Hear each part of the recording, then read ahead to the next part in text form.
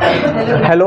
तो कैसे हैं आप सभी लोग। आज हम लोग सीखेंगे कि त्रिकोणमितीय सारणी यानी कि जो टेबल है वो कैसे बनाते हैं ना। बिल्कुल शॉर्ट ट्रिक, बिल्कुल सिंपल बताऊंगा और आराम से देखना कि ये जो सारणी है आपको पूरी तरह से याद होने वाली है। ठीक है, तो आप वीडियो में लास्ट तक बन रहे ना, आपको सारी की सारी बातें समझ में आ जाएगी। ठीक है, तो देखते हैं। देखिए ध्यान से, है ना।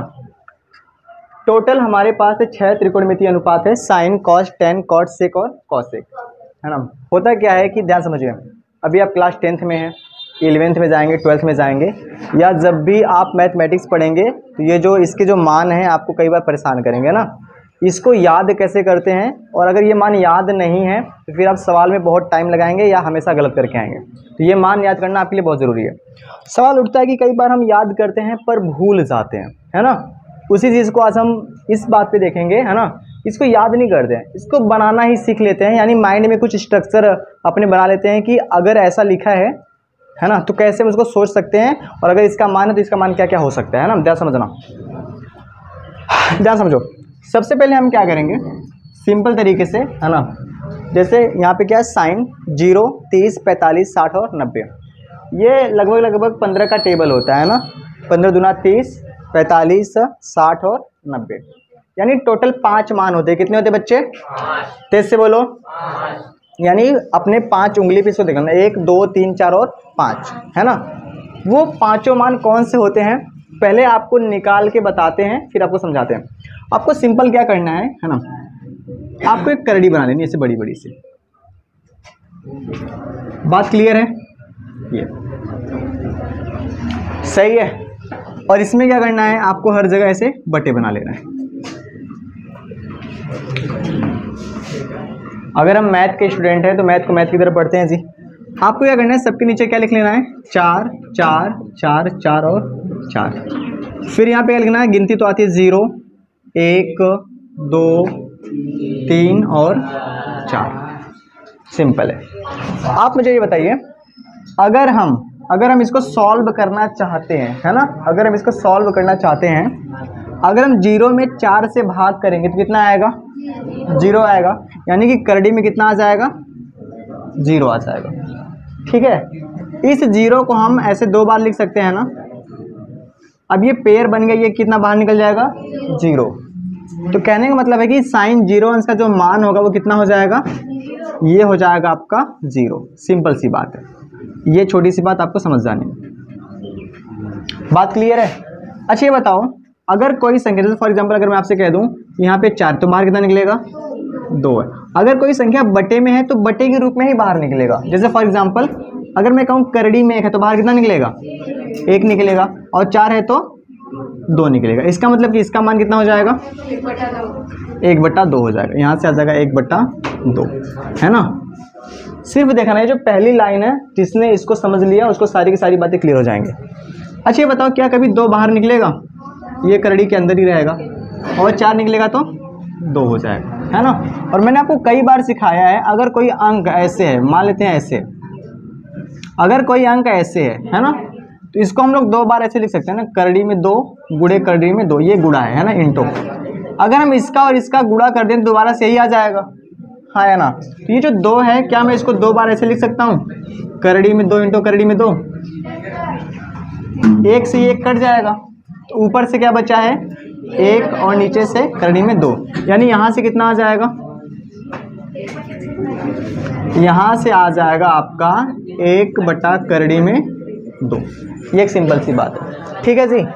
अच्छा ध्यान सुनो, क्या करड़ी में 3 बाहर निकलेगा? यहाँ से करड़ी में 3, यहाँ से कितना आएगा? 2। तो इसका मान कितना हो जाएगा? करड़ी में 3/2, करड़ी में 3/2। देखो, अगर हम 4 से 4 को काट देंगे कितना आएगा? 1 आएगा, है ना। और 1 कभी भी रूट में होता है तुरंत बाहर निकल जाता है ना। तो यहाँ से कितना आ जाएगा? 1 आ जाएगा। बस आपका काम खत्म, है ना। सिर्फ आपको यही पांचों को ध्यान रखना है। और पता है, ये सिर्फ यही पांचों हैं जो कि हर जगह आएंगे, कभी आगे कभी पीछे कभी बीच में, बस इतना अंतर रहेगा। इन पांचों के अलावा पूरे त्रिकोणमितीय सारणी में और छठवां मान होता ही नहीं है। कौन कौन होता है? एक 0 आएगा, एक 1/2 आएगा, हाँ, 1/करड़ी में 2, करड़ी में 3/2 और 1। इन पांचों के अलावा छठवां हो ही नहीं सकता। ये बड़ी सिंपल सी बात है ना। तो मैंने कैसे बताया कि आपको पहले करड़ी बना लेना है, बटे कर लेना है, और सबके नीचे 4 4 4 लिख देना है। फिर 0 1 2 3 4 कभी भूल जाओ तो पहला लिख लो, बाकी कर लेंगे ना, सिंपल सी बात है। ठीक है, तो ये से समझ में आया। अब अगर आपको कॉस का लिखना है तो ऐसे उसको उल्टा करके लिख दो, है ना। तो कितना हो जाएगा, कॉस 0 अंश 1 हो जाएगा, फिर करनी में 3/2, है ना। देखो एक इधर से चल रहा है, एक उधर से आ रहा है, दोनों आके यहीं पे मिल जाएंगे, है ना। यानी ये क्या हो जाएगा, सेम 1/करनी में 2। तो यानी कि जो 45 अंश होता है ये दोनों क्या होता है, सेम होता है, कॉस और साइन का भी। बात क्लियर है जी, आगे बढ़ते हैं। फिर कितना हो जाएगा, ये लिख चुके ये अब आ जाएगा 1/2 और यहाँ पे क्या हो जाएगा, 0 हो जाएगा, है ना। अगर किसी को tan का चाहिए, किसका चाहिए, tan, तो आपको क्या करना है, इसमें इससे भाग कर देनी है ना। अगर आप सोचो, अगर मैं 0 में 1 से भाग करूंगा कितना आ जाएगा, 0। अगर मैं इसमें भाग करूंगा, ध्यान देखो 2 से 2 कट जाएगा, तो 1 क्या बचेगा, करड़ी में 3 बचेगा। अब ध्यान समझना, इसको इससे हम भाग कर रहे हैं, क्या कर रहे हैं, भाग, पूरा ये पूरा सकल ये पूरा सकल ये, इससे ये कट जाएगा ना, तो कितना आ जाएगा, 1 आ जाएगा। 2 नीचे है, 2 नीचे, 2 से 2 कट गया, करड़ी में 3। और कभी अगर 1/0 हो जाए, क्या हो जाए, अगर 1/0 हो जाए तो वो क्या होता है, अपरिभाषित। इसका मतलब होता है अनडिफाइंड। क्या होता है, अनडिफाइंड। बात क्लियर है। और मैंने आपको एक सिंपल सी बात सिखाई है ना। सिंपल बात क्या है, ध्यान समझना, कि जो साइन होता है वह कॉसेक का उल्टा होता है, कॉस सेक का, टैन कॉट का। अब सुनो ध्यान से, ये जो कॉट है टैन का उल्टा, उल्टा मतलब क्या, जैसे अगर मैं कहूं कि टैन बराबर 3/4 है तो कॉट बराबर क्या होगा, ये उल्टा, ऐसे उल्टा नहीं, ठीक है ना, ऐसे उल्टा। जैसे फॉर एग्जांपल अगर हमें कॉट का लिखना है, क्या लिखना है, कॉट का, ये 0 है ना, इसके बटे कितना मान सकते हैं, 1। तो अगर इसको लिखेंगे तो ये कितना हो जाएगा, 1/0, यानी ये क्या हो जाएगा, ये हो जाएगा आपका अपरिभाषित। समझ में आया। इसको उल्टा करेंगे तो, इसको उल्टा करेंगे तो 1, यानी कि tan 45 और cot 45 पे भी क्या होता है, सेम होता है। समझ में आया। तो यहाँ से एक चीज आपको की पॉइंट मिला कि अगर कोई चीज सेम होना होगा तो वो सिर्फ 45 अंश वाला है। साइन कॉस 45 पे सेम होता है और tan cot 45 पे सेम होता है। अच्छा बताओ, अगर इसका उल्टा करेंगे कितना होएगा, ये ऐसे रहा होगा, है ना, तो ये कितना हो जाएगा, 1/करड़ी में 3। अपरिभाषित का मतलब जानते हो, इसका मतलब है कि ये ऐसे रहा होगा, इसको उल्टा करेंगे तो ये ऐसे हो जाएगा, और 0 में 1, तो मैंने कहा बटे में 0 नहीं होना चाहिए, ऊपर तो हो सकता है ना, यहाँ से कितना आ जाएगा, 0 आ जाएगा। बात क्लियर है। अब मुझे बताइए, ये जो सेक है वो किसका उल्टा होता है, कॉस का। अगर 1 का उल्टा करेंगे तो ठीक है, 1 ही आएगा, इसका उल्टा करेंगे तो 3 हो जाएगा, है ना। इसका कितना हो जाएगा, इसका उल्टा करेंगे तो 2 हो जाएगा, और इसको, ये 0 है ना, इसको उल्टा करेंगे तो 1/0। इसका मतलब क्या है, अपरिभाषित। जैसे ही बटे में 0 आया वो क्या हो जाता है, अपरिभाषित, यानी कि अनडिफाइंड। इसी तरह कॉसेक, कॉसेक जो किसका उल्टा होता है, साइन का उल्टा होता है। 0 का उल्टा करेंगे तो 1/0, यानी कि क्या हो जाएगा, अपरिभाषित। सिंपल सी बात है। इसका उल्टा करेंगे तो 2 हो जाएगा, इसको उल्टा करेंगे तो, फिर आपने एक चीज सीखी कि सेक और कॉसेक 45 अंश पे क्या होते हैं, सेम होते हैं। इसको उल्टा करेंगे तो 2/करड़ी में 3, और अगर 1 है 1/1, इसको उल्टा करेंगे तो 1/1 ही आएगा, यानी कि 1 आ जाएगा, है ना। ये टोटल है। बात समझ में आया, पक्का